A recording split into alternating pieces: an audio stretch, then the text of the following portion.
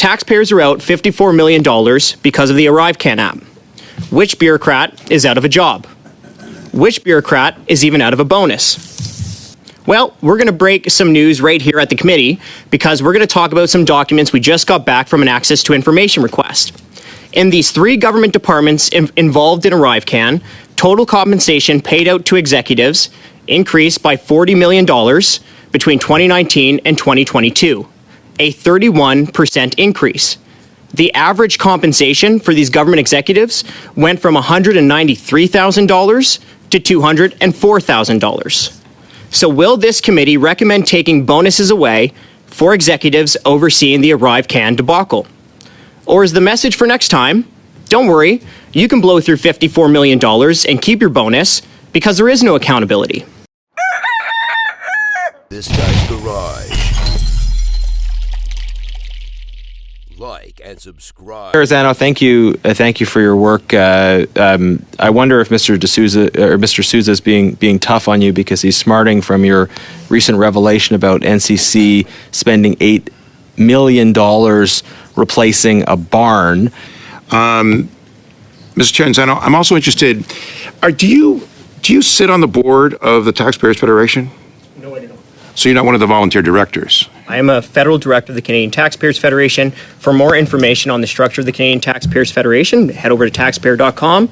You can take a look at our website, and while you're there, we've got a bunch of great petitions to sign. A popular one right now is scrap the carbon tax. How many directors are on the board? Once again, if you want more I went on it. information It doesn't say. It didn't tell me how many board members there are. Already, we spent a minute talking about the Canadian Taxpayers Why don't you want to Federation. answer that question? So let me just say, with respect to the member, if you want all of the information about the Canadian taxpayers, an overview of our financial statements, head over to taxpayer.com. And I will just add, if you just spent half of the time worrying about the people who fund your pay, as you are right now questioning me about the CTF, all taxpayers would be better off. You can't tell me how many board members there are? How many directors are on the board? So we have 235,000 How many Canadian board supporters. members? In 2021 and 2022, the CTF raised $5 million on the strength of more than 45,000 donations. The average donation is around $110. So Yeah. I am here on behalf of hundreds of thousands of Canadians who want answers for a $54 million It's my time, Mr. Chair. Just out of curiosity, have you spoken to law enforcement in regards to the ArriveCan issue? So we do not take a cent outside of Canada. Have you We have spoken to any? 235,000 Canadian supporters.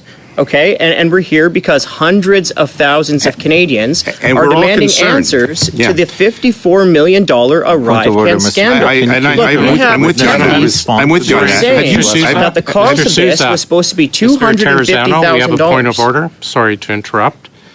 Mr. Jouari? Can you kindly ask the witness to answer the question? Thank you. It's not as much. On the same point of order. Go ahead, Mr. Generous. Yeah, thank you, Chair. The Liberals are clearly more interested in holding private organizations accountable than they are in being accountable themselves. I wish they were as interested in answering questions about their own behavior than they were in asking questions to private citizens and private organizations. It's a statement. Yeah. Okay. Colleagues, let people finish the point of orders and let me rule on them before you already start criticizing me. Is this a point of order, Mr. Jones? Yes, it is. Can you make it pretty brief so I do want discuss Mr. it Tarazano. I and want to we hear can from move him, actually, and he's brought forward some really good, important feedback back to this committee. But I ran a Chamber of Commerce. I can remember years ago how many people sat on my board. And I've never forget any board how many people sit on my board. I think this is a reasonable question. He's a witness testifying at the committee. He should answer the question. Yeah. It's under oath. None of these, let me judge. I will be honest, I don't believe any of these are valid points of order. I would just ask Mr. Sousa to ask the questions and not overtalk Mr. Tarazano. Mr. Tarazano is free to answer as opaquely as ministers do, as deputy ministers do, and other ministers. And Mr. Sousa is welcome to be as pointed as perhaps the chair was in past life, sitting on and asking the questions. Can we proceed because we're running short of time? Yeah, thank you. I have farmers in my riding, and I think many of them could build a barn for less than $8 million. Do you want to speak ever so briefly to that revelation? Yeah, I mean, $8 million on a barn. The National Capital Commission and Rideau Hall teamed up to soak taxpayers for a whole bunch of waste. But look, I think the real issue here with the ArriveCan app is the fact that it originally launched for $80,000, and then at the end of the day, we somehow end up with a total of $54 million hit to the taxpayer. And I think all Canadians who are worried about this scandal are now left scratching their head, wondering who is going to be held accountable. And if no one is going to be held accountable for this within the government, then what's stopping this type of waste from happening again? Thank you. Thank you, Chair. I mean, I think fundamentally we need to replace this Liberal NDP government with a government that cares about spending and values taxpayers' money. Primarily, my questions are to you, Mr. Conacher. So I know that you were successful, sir, through an ATIP of receiving some 1,815 pages of RCMP records with respect to, quote unquote, their assessment as opposed to investigation. We now know that there are well over 2,000 pages that have yet to be released to you. Is that accurate? Yes, that's accurate. And quite frankly, sir, with my legal background over 30 years, I have prosecuted multiple homicides that actually had less disclosure than obstruction of justice. All criminal code offenses are serious. This one in particular is very serious. It's a hybrid offense. And if convicted by indictment, that individual would go to prison. So I appreciate the seriousness by which you conducted yourself, sir, on behalf of Canadians. Now, there have been certain details that have been released in the press with respect to some of the information that was learned by you and others with respect to this information, these records. It's abundantly clear that for close to 4 years, that the RCMP, who claims in a newspaper report that they conducted the most thorough and comprehensive and fair assessment of all the evidence, only interviewed 3 people. Were you aware of that, sir? Yes, that's what the records show.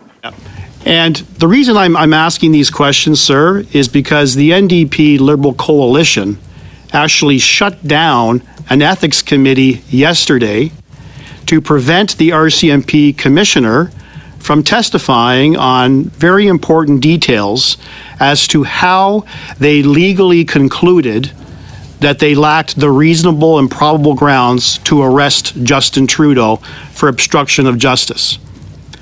So I want to hearken back to your legal career, Mr. Conacher, and think about the evidence that Canadians did hear, that we as parliamentarians heard, but more importantly, the evidence the RCMP heard.